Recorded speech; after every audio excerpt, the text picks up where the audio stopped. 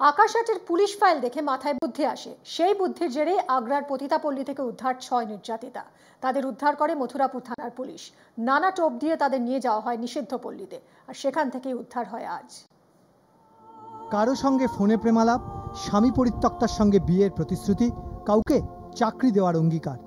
আসলে এর সবই ফাঁদ, আর এই ফাঁদে পড়ে এদের ঠাঁই হয় আগ্রার নিষিদ্ধ পল্লীতে। আজ কিন্তু সেখান থেকে বাড়ি ফেরার গল্প, বলা যায় অন্ধকার থেকে আলোয় ফেরার গল্প হলেও সত্যি। গত 27শে মার্চ 18 বছরের তরুণী বাড়ি থেকে বেরিয়ে প্রেমিকের সঙ্গে দেখা করতে যান। না, মথুরাপুরে সে আর ফিরে আসেননি কোনোদিন। 12ই এপ্রিল তরুণী ফোন করে তার মাকে জানান তার ঠাঁই হয়েছে নিষিদ্ধ পল্লীতে। নিষিদ্ধ পল্লীর কাস্টমারদের বুঝিয়ে সুজিয়ে 3 বার ফোন করেন তরুণী।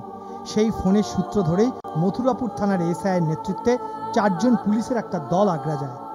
উদ্ধার করে ওই তরুণী সমেত মোট 6 জন নির্যাতিতাকে।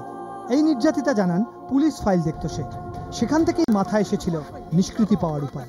আমি ভেবেছিলাম এখানে এরকম কাজ করলে সারা জীবন মানে বাঁচা ছাড়া কোনো গতি নিয়ে বাঁচতেও পারবো না। আমি এই পুলিশ ফাইলটা দেখে মানে এতটা মাথায় আইডিয়া এসেছিল, এটা না থাকলে যে আমার আইডিয়া আসতো না মাথায়।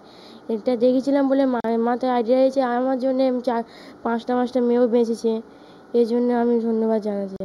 তবে একা নয়, 6 নির্যাতিতাকে উদ্ধার করে বাড়ি ফিরিয়ে এনেছে মথুরাপুর থানার পুলিশ। প্রায় মাসখানেকের আমাদের প্রচেষ্টার পরে আমরা কিছুটা হলো মেয়েটিকে লোকেট করতে পারি, but location was constantly shifting.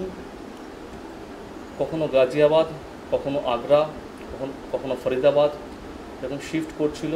Finally আমরা ফিক্স আপ করার পরে আমরা একটা স্পেশাল টিমকে ওখানে পাঠাই এবং ওখানকার পুলিশের সাহায্যে আমরা এই যে ভিকটিম আমাদের গার্ড, তাকে আমরা আগ্রার একটি নিষিদ্ধ পল্লী থেকে উদ্ধার করি। এবং একই সঙ্গে যখন আমরা এখানে রেড চলে সে সময় আরও 5টি মেয়ে এখান থেকে উদ্ধার হয়, সবকটি দক্ষিণ 24 পরগনার মেয়ে। ক্যামেরায় কবির খানের সঙ্গে রিঙ্কি মজুমদারের রিপোর্ট, আকাশ বার্তা।